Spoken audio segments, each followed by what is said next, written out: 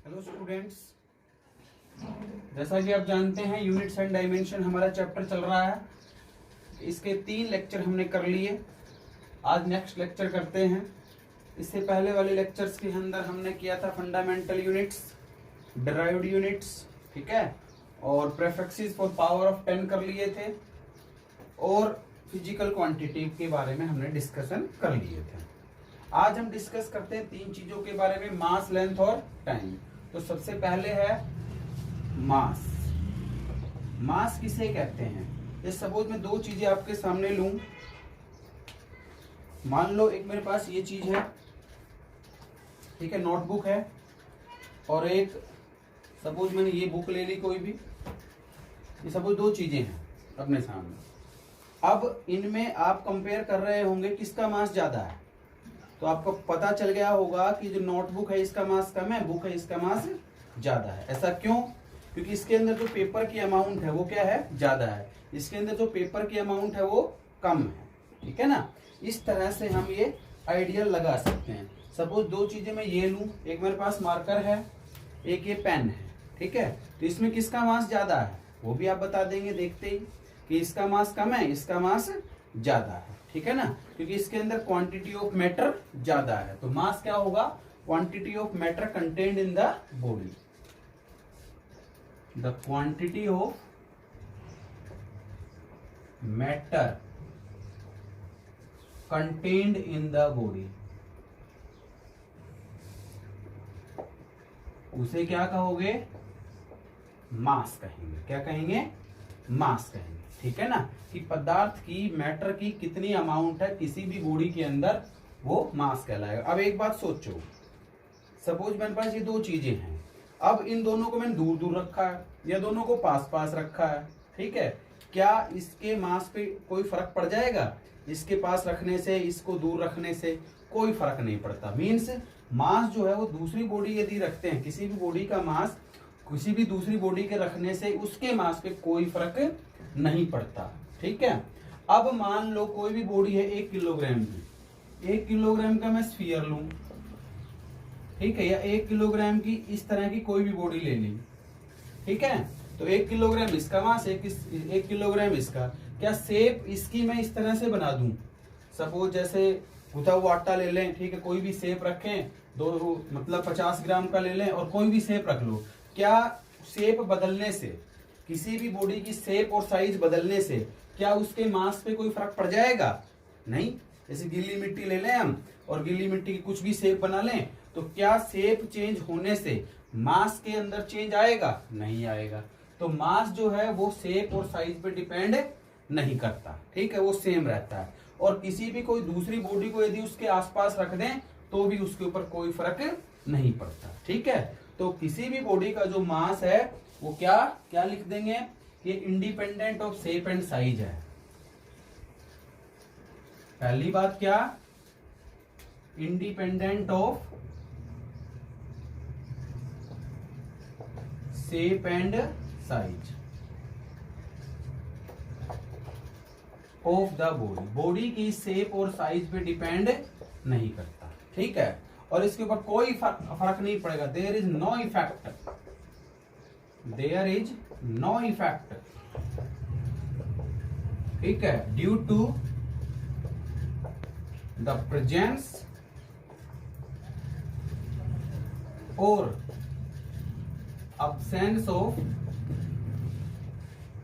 any other body near the first body।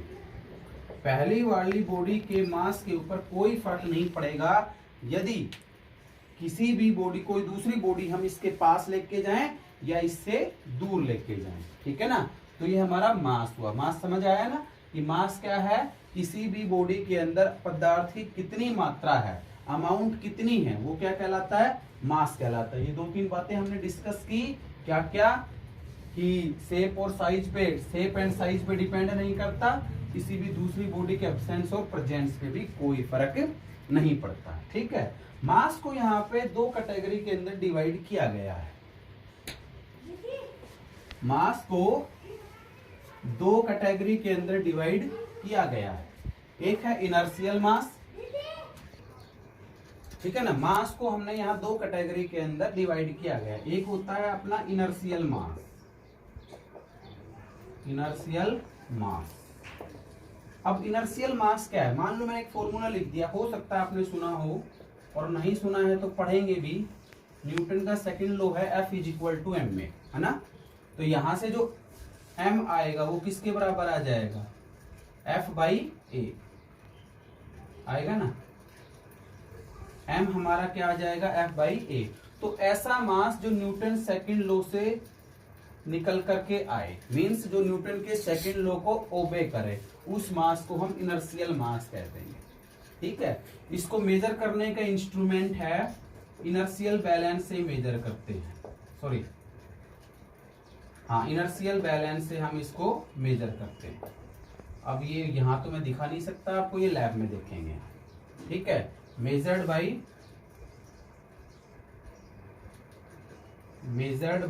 Inertial balance, ये हमारी lab में मिल जाएगा दोनों। ग्रेविटेशनल मास को मेजर करने का फिजिकल बैलेंस या कॉमन बैलेंस कहते हैं उसको, ठीक है ना। और इसको मेजर करते हैं हम इनर्शियल बैलेंस से। तो आप यहाँ पे तो फिलहाल इतना याद रख लो कि जो इनर्शियल मास है वो न्यूटन के सेकंड लॉ से के ऊपर डिपेंड करेगा, वहां से निकल करके आएगा, और इनर्शियल बैलेंस इसको मेजर करेंगे। दूसरा है हमारा ग्रेविटेशनल मास, ठीक है, जो ग्रेविटी से रिलेटेड है। और ग्रेविटेशनल लॉ भी आप जानते हैं, F इज इक्वल टू, जैसे सपोज दो बॉडी ले लूं, ध्यान रहे डिस्टेंस सेंटर से लेना है। एक का मास m1 मान लूं, दूसरे का मास m2, तो Gm1 m2 upon r square. तो यहां से जो ये मासेज है m1 और m2 निकल करके आ रहे हैं, हम इन्हें ग्रेविटेशनल मास कहते हैं। और इसको मेजर करते हैं हम, मेजर्ड बाय फिजिकल बैलेंस और कॉमन बैलेंस, फिजिकल बैलेंस और कॉमन बैलेंस, ठीक है। ये हमारा मास। ध्यान रहे मैंने पहले भी बताया था एक वीडियो के अंदर कि मास और वेट दोनों अलग अलग चीजें हैं। वेट क्या है, एक फोर्स है। जैसे इस बॉडी का वेट कहां जा रही है, नीचे। किस फोर्स से ग्रेविटी इसको अट्रैक्ट कर रही है, वो इसका क्या है, वेट है, ठीक है ना। तो वेट भी मैं यहाँ पे लिख देता हूं, डिफरेंट है। मास को हम किलोग्राम में मेजर करते हैं, बहुत बार लिखा है, SI unit of mass is kilogram, ठीक है, ये ध्यान रखना। मास को किलोग्राम में हम मेजर करते हैं, ठीक है। तो मास क्या है, quantity of matter contain in the body. दो कैटेगरी के अंदर डिवाइड कर दिया, इनर्शियल मास और ग्रेविटेशनल मास। अब वेट की यदि बात करूं, मैंने पहले भी बताया था कि कोई भी बिस्किट का पैकेट है, चिप्स का पैकेट है, या कोई भी सामान हम खरीदते हैं तो उस पर लिखा हुआ होता है 40 ग्राम वेट या 1 किलोग्राम वेट, ये वेट है। तो वेट में हमेशा वेट लगा हुआ होगा। इस वेट के अंदर एक्सेलरेशन ड्यू टू ग्रेविटी छिपी हुई होती है। तो वेट होता है, फोर्स होती है ये, it is the force, it is the force acts on a body by earth, जो अर्थ इसके ऊपर लगा रही है। तो या ये भी कह सकते हैं, सपोज ये अर्थ है, ठीक है, इसका मास कैपिटल M है, रेडियस कैपिटल R है, यहाँ पे कोई बॉडी है M मास की, वो कितनी फोर्स से इसकी तरफ खींच रही है, अर्थ इसको कितनी फोर्स अपनी तरफ खींच रही है, वो उसका क्या कहलाएगा, वेट। तो वेट किसके बराबर हो जाएगा, याद रखना, mass into acceleration due to gravity. G है हमारा एक्सेलरेशन ड्यू टू ग्रेविटी। इसकी वैल्यू भी आप जानते हैं, SI सिस्टम के अंदर 9.8 मीटर पर सेकंड स्क्वायर होती है, ठीक है। तो वेट क्या होगा, mg। वेट को हम न्यूटन में भी मेजर करते हैं और किलोग्राम वेट के अंदर भी मेजर करते हैं, ठीक है। ये डिटेल में हम जब फोर्स के अंदर आएंगे, लॉज ऑफ मोशन में आएंगे, वहां पढ़ लेंगे। यहाँ जब मास की बात कर रहे हैं तो कई बार कंफ्यूजन हो जाता है कि मास और वेट अलग अलग है या एक ही बात, अलग अलग है। ठीक है, क्योंकि मास कभी भी जीरो नहीं हो सकता किसी भी बॉडी का। ठीक है, यदि कोई बॉडी मान लो एग्जिस्ट कर रही है तो उसका मास होगा ही होगा, लेकिन वेट जीरो हो सकता है। ठीक है, कहाँ, सेंटर ऑफ अर्थ के ऊपर वेट क्या हो जाता है, जीरो। तो वेट अलग है, मास अलग है। ठीक है, तो मास से कुछ एक रिलेटेड, मास से रिलेटेड कुछ एक क्वेश्चन करेंगे। तो उससे पहले 2-3 बातें हैं वो हम डिस्कस कर लेते हैं। जैसे कि 1 क्विंटल, मान लो 1 क्विंटल को ऐसा ही सिस्टम में चेंज करना हो तो कितना होता है, 100 किलोग्राम, या क्या कह सकते हैं 10 की पावर 2 किलोग्राम, याद रखेंगे। ठीक है, 1 टन, या इसे मीट्रिक टन भी बोलते हैं। 1 टन का हो या मीट्रिक टन का हो, एक ही बात है, 1000 किलोग्राम होता है 10 की पावर 3 किलोग्राम। ठीक है, ये ध्यान रहे। 1 स्लग 14.57 किलोग्राम होता है। ये कुछ एक चीजें हमें याद रखनी है। ठीक है, किलोग्राम के अंदर कैसे कन्वर्ट करते हैं। ठीक है, छोटा मास जैसे आप जानते हैं, mass of electron, mass of electron जानते हैं कितना होता है, 9.1 इंटू 10⁻⁻31 किलोग्राम। ठीक है, कम होता है। मास ऑफ प्रोटॉन जानते हो सकता है सुना होगा इलेक्ट्रॉन प्रोटॉन का नाम, 1.67 10⁻⁻27 किलोग्राम। ठीक है, तो ये मतलब फिजिक्स के अंदर बहुत छोटे से छोटा मास भी हम कैलकुलेट कर सकते हैं और बड़े से बड़ा मास भी। ठीक है, तो और बड़े मास की यदि बात करेंगे तो ऑर्डर बता रहा हूं, बाकी जो कोफिशिएंट लगेगा वो निकल करके आएगा। जैसे ऑर्डर की बात करते हैं, ऑर्डर लिख लेना, order of mass of moon की बात करूं तो ये लगभग 10 की पावर 22 किलोग्राम के आसपास होता है। कोफिशिएंट यहाँ पे लगेगा।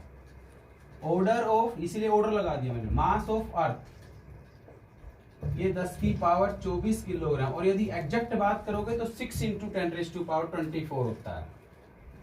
मीट्रिक पावर में लिख रहा हूं। ऑर्डर ऑफ मास ऑफ सन की यदि बात करोगे तो 10 की पावर 30 किलोग्राम, और order of mass of universe की बात करते हैं तो लगभग 10 की पावर 55 किलोग्राम के आसपास होता है।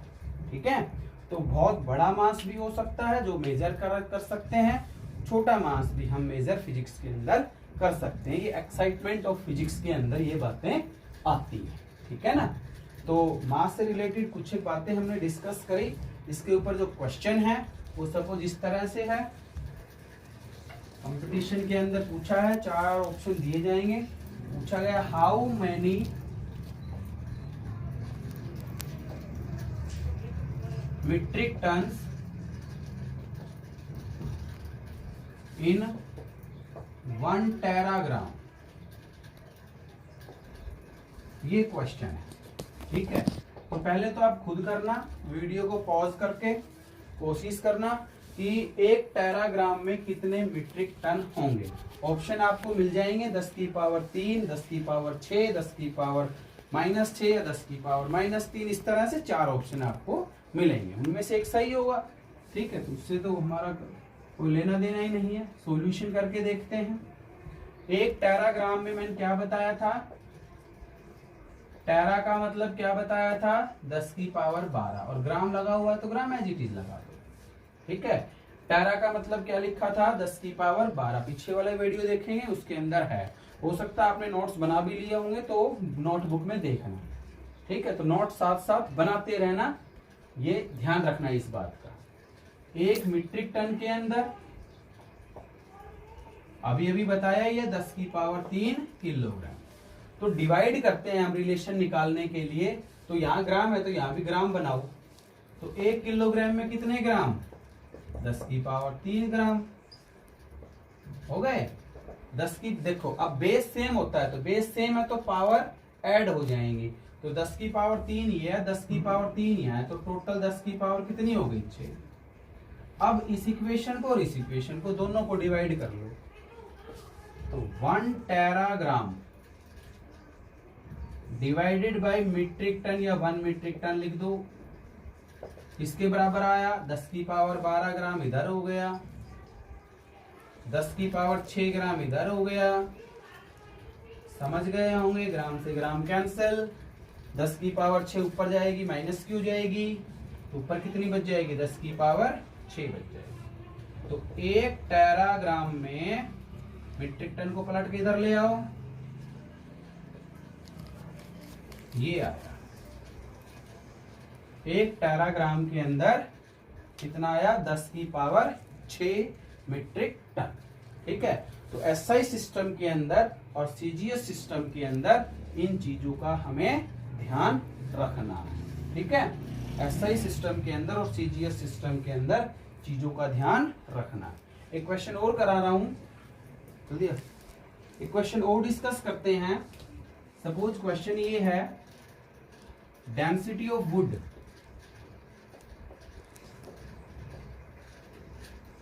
इज 0.5 ग्राम पर सेंटीमीटर क्यूबिक। ये है, किसमें है, कौन से सिस्टम में है, सोचो, सीजीएस सिस्टम में। ग्राम और सेंटीमीटर है तो सीजीएस। क्वेश्चन क्या बना दूं, convert it into SI system. तो कैसे कर दोगे, डेंसिटी को किससे लिखते हैं, रो से लिखते हैं। ये सिंबल है डेंसिटी को लिखने का। कितना आया, 0.5 ग्राम पर सेंटीमीटर क्यूबिक, ऐसे। अब ग्राम के तो किलोग्राम बना लो एसआई सिस्टम के अंदर, और सेंटीमीटर को मीटर बना लो। 1 किलोग्राम में 10 की पावर 3 ग्राम होते हैं, तो 1 ग्राम में कितने किलोग्राम होंगे, बोलो। 10 की पावर 3 कहां जाएगा, नीचे, तो 1 डिवाइडेड बाई 10⁻³ आ गया नीचे। 10⁻³ क्या ऊपर नहीं चला जाएगा, तो पावर क्या हो जाएगी, माइनस की हो जाएगी, कि माइनस हो गई। तो 1 gram is equal to 10⁻³ kilogram हो गया। सेंटीमीटर को बनाओ, 1 मीटर इज इक्वल टू 10 की पावर 2 सेंटीमीटर। तो सेंटीमीटर कितना होगा, नीचे लेके आ जाओ, तो लिख दूं क्या, 10 की पावर -2। अब रख दो वैल्यूज। ग्राम मेरे पास ये हो गया, सेंटीमीटर मेरे पास ये हो गया, दोनों वैल्यूज यहां उठा के रख दो। 0.5 इंटू 10 की पावर -3 डिवाइडेड बाई सेंटीमीटर की जगह 10 की पावर -2, और इसका क्या है, क्यूब। ग्राम की जगह क्या लिख दिया, किलोग्राम। सेंटीमीटर की जगह क्या लिख दिया, मीटर, मीटर क्यूब हो गया। समझ आया। अब 0.5 इंटू 10 की पावर -3, ये दोनों मल्टीप्लाई हो जाएंगे, जानते हैं। तो 10 की पावर कितनी हो गई, -6। समझ गए ना। x की पावर m है और होल पावर यदि n है तो क्या हो जाएगा, x की पावर mn। दोनों मल्टीप्लाई हो जाते हैं। ऊपर लिख के जाओ, बेस सेम है, 10 की पावर -3 या +6 हो जाएगा। अरे ऊपर जाकर के +6 हो जाएगी, तो -3 + 6 कितना बच गया, 3 बच गया। 10 की पावर 3 बच गई। या इसको ऐसे भी लिख दो, 500 नहीं लगा देंगे क्या, 3 0 1 0 हट जाएगी। ग्राम की जगह किलोग्राम और सेंटीमीटर की जगह। इस तरह से हमें मास, और यदि कोई डिस्टेंस आए एसआई सिस्टम और सीजीएस सिस्टम के ऊपर कोई क्वेश्चन आए तो इस तरह से हमें उसको सोल्व करना। अब इसी तरह से हम लेंथ डिस्कस करते हैं, क्योंकि 3 चीजें हमें यहाँ मेनली डायमेंशन पे पहुंचने से पहले डिस्कस करनी है, मास, लेंथ और टाइम। क्योंकि डायमेंशनल एनालिसिस के अंदर सबसे ज्यादा इंपॉर्टेंस इन्हीं 3 चीजों की है। बाकी तो जैसे केल्विन है, केल्विन पढ़ा रहेगा। टेम्परेचर की जैसी यूनिट हो गई ना, एम्पियर है तो एम्पियर पढ़ा रहेगा, वो आपको कुछ नहीं कहेगा। तो हमें मास, लेंथ और टाइम। तो मास मैंने यहाँ पे डिस्कस किया। एक चीज और बता देता हूं,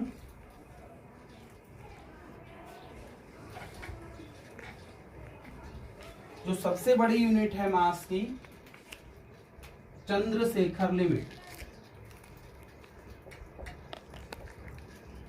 साइंटिस्ट के नाम से है, CSL।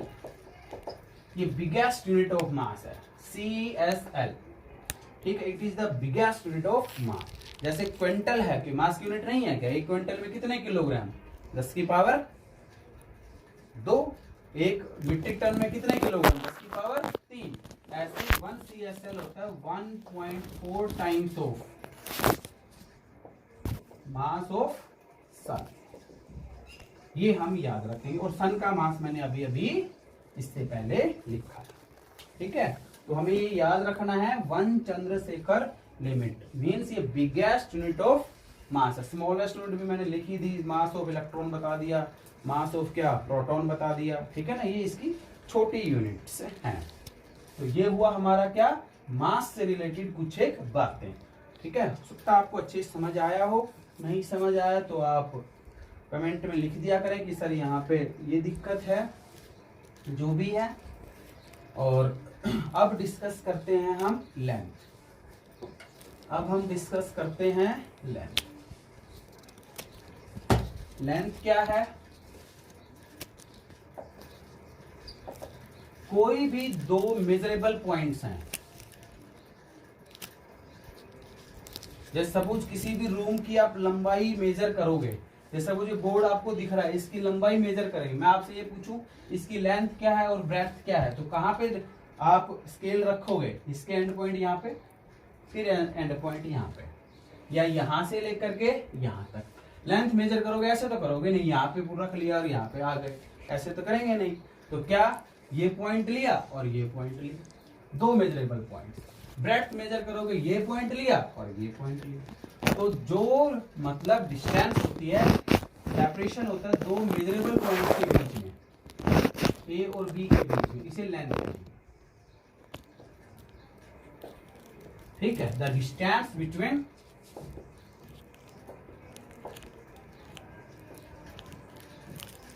To measurable points, two measurable points called length.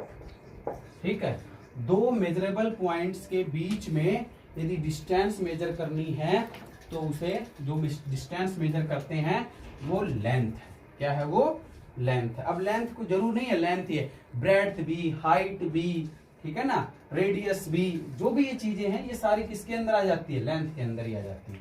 ऐसा यूनिट क्या है, जानते हैं, मीटर है, MC लिखा जाता है। बाकी इसकी जो भी बातें थी छोटी और बड़ी यूनिट्स, वो सब मैंने प्रेफिक्सेस ऑफ पावर ऑफ 10 के अंदर डिस्कस कर दी थी। 1 किलोमीटर के अंदर 1000 मीटर हैं, 1 मीटर के अंदर 100 सेंटीमीटर हैं, माइक्रोमीटर मैंने डिस्कस कर दिया था। ठीक है, नैनोमीटर, ये सारी बातें पीछे वाले वीडियो के अंदर हमने डिस्कस कर दी थी।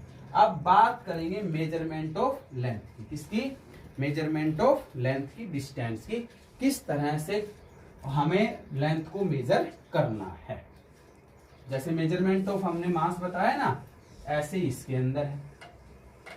मेजरमेंट ऑफ लेंथ हम यदि हम डिस्कस करें,